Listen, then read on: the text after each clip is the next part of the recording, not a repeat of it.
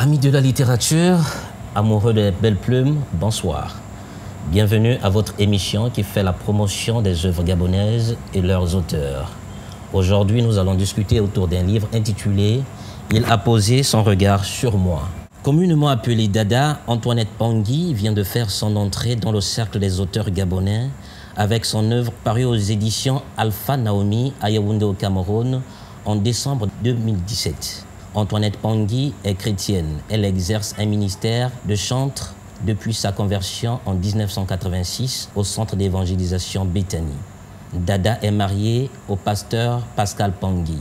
Elle travaille dans un organisme international. Bonsoir Dada. Bonsoir Martial. Vous venez de rentrer dans le cercle fermé, sinon ce cercle difficilement pénétrable des écrivains, sinon des auteurs gabonais. C'est un essai, on essaye de voir. Justement, dans la première couverture, nous remarquons des fleurs et ce titre. En quoi est-ce que ça peut inspirer ceux qui voudraient lire votre livre, votre essai, si vous le dites bien?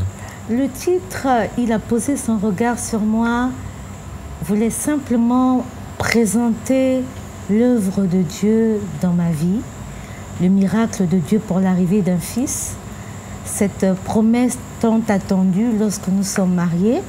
Et pourquoi la rose? Parce que c'est synonyme de joie, d'amour, de paix, malgré les épines, malgré la tristesse et le soleil qui arrive enfin. Voilà le pourquoi de cette belle image. Donc, il a posé son regard sur moi. Qu'est-ce que le téléspectateur qui vous regarde peut véritablement retenir du contenu de votre œuvre? Qu'est-ce qui vous a inspiré? Qu'est-ce qui vous a motivé à véritablement écrire? Et pourtant, vous pourriez bien faire un témoignage vidéo, mais pourquoi avoir écrit? Comme vous l'avez dit tout à l'heure, d'inspiration fondamentalement chrétienne, j'ai voulu mettre par écrit un ensemble d'histoires vécues. Communément à l'Église, nous disons de témoignages. Et me rangeant dans le cadre religieux chrétien, à chaque fois que je passais dans un endroit où il fallait partager cette histoire, le réflexe après l'écoute était « il faut qu'il y ait un livre de cette histoire ». Donc l'inspiration m'est venue du résultat en fait de l'attente de plusieurs communautés, mais beaucoup plus aussi du témoignage à donner selon la référence. Je suis fondamentalement chrétienne, donc la référence selon laquelle il faut pouvoir témoigner pour annoncer les merveilles de Dieu. Donc il a posé son regard sur moi et vous l'avez constaté que c'est en majuscule. C'est il, nous parlons de Dieu bien sûr, et c'est lui qui a fait ce miracle. Voilà. Justement, à qui est destiné, disons, le contenu de votre livre? Parce que vous dites que vous êtes fondamentalement chrétienne. Est-ce que vous pensez aux chrétiennes ou à ceux qui ne le sont pas? Je pense à... Mon histoire, je pense, va beaucoup toucher d'abord ma première cible, les femmes. Les femmes qui sont en attente de fils, qui sont en attente d'espoir. Après, elle peut toucher aussi les familles, qui fustige souvent le manque d'enfants dans un foyer. Donc ce livre n'est pas destiné qu'aux chrétiens, mais à toute personne qui font face à des défis, à l'impossible en fait. Justement, est-ce que vous avez le sentiment d'avoir réussi à atteindre, sinon à peser ces cœurs-là, ces cœurs des femmes qui véritablement sont dans votre... Mon sentiment est mitigé parce qu'en écrivant cette œuvre, je voulais et je souhaite encore transmettre l'espoir. Maintenant, la réussite dont vous parlez ne viendra que de ceux qui l'auront lu. Ma réussite sur cet espoir ne viendra que de la réponse des gens qui auront lu ce livre. Et on constate que dans vos écrits, vous parlez beaucoup d'adoration. Et je vous cite à la page 22, « L'instant le plus précieux pour moi dans cette chapelle était celui de l'adoration ». Vous y mettez véritablement un trait particulier à l'adoration. Oui, l'adoration fait partie de l'essence de vie d'un chrétien. Et lorsqu'on parle d'adoration, on ne parle pas que de chanter, ou que de participer à un cérémonial religieux. On parle de style de vie. Et donc que nous soyons dans une chapelle ou au travail ou dans une émission comme celle-ci, nous devons manifester la personne que nous adorons. Et donc pour moi, le terme adoration est un terme très profond et très essentiel à la vie d'un chrétien. Et justement, de l'adoration à l'organisation, c'est de là que vous rencontrez votre prince charmant pour la première fois. Et vous décrivez avec beaucoup d'amour, sinon beaucoup de doigté, cet homme-là que vous aimez tant, cet homme qui est votre époux, cet homme qui est le père de vos enfants. Oui. J'ai rencontré mon cher et tendre époux, je l'appelle le plus bel homme de la terre, à mes yeux, bien sûr, lors d'une prestation d'adoration et de louange.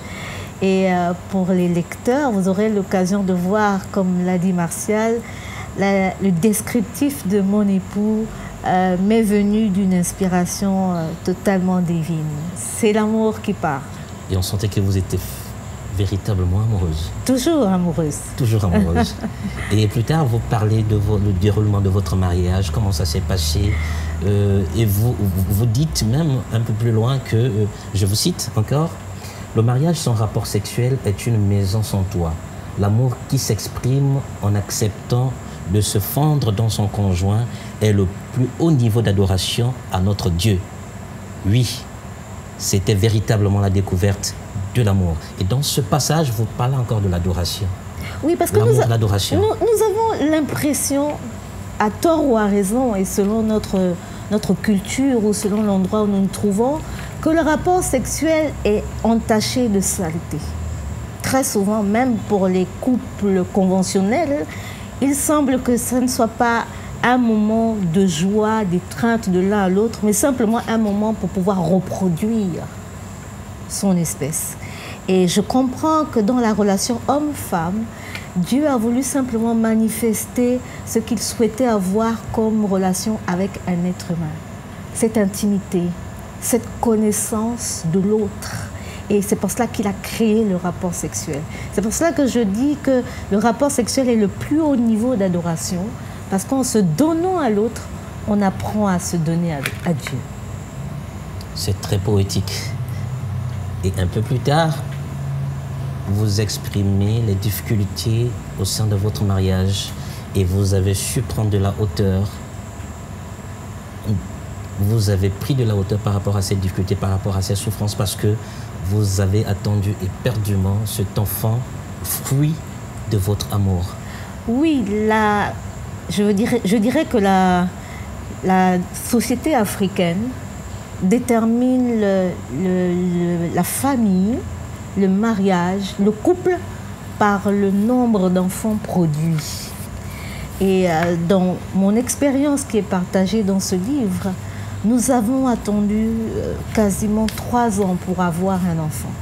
Et donc vous imaginez très bien la notion de famille sans enfant en Afrique n'existe pas. Nous ne sommes mariés et nous ne sommes réellement qu'une famille que lorsqu'on voit un enfant ou 10 enfants derrière nous. Et donc, en tant que femme, épouse, je n'existais pas. Et mon mari n'existait pas en tant qu'être famille, sans être père ou mère, et c'était compliqué. Donc, je trouve dommage que l'on affilie la famille simplement à la reproduction d'enfants. C'était quelque chose de très difficile à vivre avant l'arrivée d'un fils. Ça voudrait dire que de femme à mère, vous avez véritablement souffert. Qu'est-ce qui s'est réellement passé? Je pense que toutes les femmes qui n'ont pas enfanté comprendront cette douleur. Parce qu'en Afrique, nous n'existons en tant que femmes que lorsque nous avons enfanté. On ne parle pas de mère de cœur, on ne parle pas de celle qui nous élève, on ne parle pas de nos tantes. On réalise la femme que par la reproduction. Et c'est une souffrance difficile à vivre. Parce qu'au niveau des familles, aussi bien de la mienne que celui de mon époux, on ne nous voit que si on voit un enfant. Nous n'existons pas. Or, une femme existe parce qu'elle est, elle existe, parce que Dieu l'a créée, elle se détermine parce qu'elle est, pas parce qu'elle produit un enfant, je veux dire entre guillemets. Et c'est une notion assez difficile à comprendre dans nos sociétés africaines. C'est une souffrance permanente. Parce que du jour au lendemain où vous êtes marié, 9 mois après, la question, la sempiternelle question. Alors? Donc pendant longtemps, vous avez porté le poids de la responsabilité des regards d'autrui, de la société. Oui. Et comment votre époux a-t-il géré, puisque vous parlez de votre époux, oui. à chaque fois, comment en tant que chrétien, vous avez géré ces émotions extérieures, c'est-à-dire les émotions des parents, de l'entourage, et même encore, puisque vous revenez, les amis de Job, je crois, oui.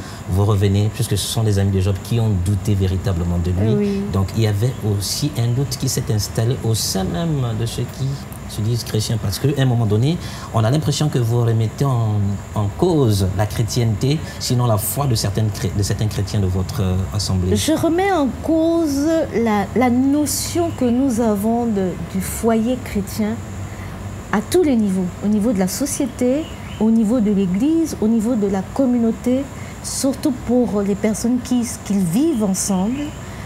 Ce sentiment de ne pas exister parce qu'il n'y a pas d'enfants se retrouve à tous les niveaux de la société. Et donc, au niveau de la famille, restreindre comme elle est élargie, c'est un point difficile à gérer. Au niveau de l'Église, c'est encore plus un autre point difficile à gérer parce que on affilie le manque d'enfants à la malédiction, à la délivrance, à tout un ensemble de notions négatives qui font qu'on est mal à l'aise à tous les niveaux. Nous sommes mal à l'aise à tous les niveaux. Donc, il y a la famille, il y a la société, il y a l'Église, que j'appelle les amis de Job. Toutes ces entités nous ramènent au point central. Alors, il arrive quand? Elle arrive quand? Est-ce qu'il est arrivé à un moment donné de votre vie de couple de pouvoir abandonner ce chemin? C'est-à-dire que plus qu'à un moment donné, les gynécologues, les médecins vous ont dit que vous ne pouvez plus enfanter parce qu'à un moment donné, c'était un combat. Un combat avec soi, un combat avec l'extérieur. Est-ce qu'il vous est arrivé à un moment donné, vous pensez à l'abandon à un moment donné? Oui. Abandonner Dieu? Non, jamais. C'était là justement où il fallait choisir. Soit je continue à croire en Dieu, soit j'arrête de croire en Dieu. Et puis, je bascule dans autre chose. Et c'est un choix. L'abandon, je l'ai fait à mon niveau et nous l'avons fait au niveau de notre couple. Nous avons choisi de ne pas être arrêtés par le manque d'enfants. Oui. Est-ce que M. Pongui avait le sentiment aussi de combattre bien solidarité également? Le combat au niveau de M. Pongui était plus difficile que le mien parce que, comme vous l'avez annoncé, il est pasteur. Nous travaillons beaucoup dans les églises de la place. Il faut continuer à prier pour ceux qui demandent des sollicitations. Il faut continuer à bénir des mariages. Il faut continuer à bénir les enfants qui viennent de ces foyers sans en avoir soi-même. Donc c'est un conflit pour un homme, pour un pasteur, pour un père. Peut-être qu'il ne sera jamais père parce qu'il n'avait pas eu d'enfant avant de me rencontrer. Donc le combat à son niveau était extrêmement difficile et aussi au niveau de la famille. Vous avez toutes les notions. Ce n'est pas la bonne femme. Tu t'es peut-être marié un peu trop tôt. Et nous avons dans notre génération africaine et surtout gabonaise cette notion de concubinage éternel. Donc pourquoi t'être marié aussitôt avec une femme qui ne produit pas d'enfants? Je crois que c'était plus difficile pour lui que pour moi. Mais comme nous disons souvent à l'église, gloire soit rendue à Dieu, j'ai épousé un homme exceptionnel. Un homme exceptionnel, puisqu'il s'agit d'une œuvre autobiographique, à un moment donné de votre vie, lorsque certains médecins vous ont dit que vous ne pouvez plus accoucher, vous avez atteint une stérilité secondaire. Oui. Cette période, comment lui l'a-t-il vécu? Puisqu'il n'y avait plus d'espoir d'avoir un enfant. Les scientifiques ont déclaré qu'il n'y aura plus d'enfant pour vous et qu'il était question peut-être pour vous rattraper de pouvoir extraire l'ovule d'une jeune fille et la sémence de votre époux. Oui. Je pense que, en tant que femme, déjà, j'avais du mal à intégrer qu'une autre femme puisse donner un enfant à mon époux. Mais en tant qu'homme, vous êtes mieux placé que moi pour ressentir cela. Les douleurs les plus intenses sont les plus silencieuses. Mon mari ne l'exprimait pas avec une voix, mais ça se voyait dans son regard. Cette douleur que peut-être il se pourrait que je n'ai jamais d'enfant.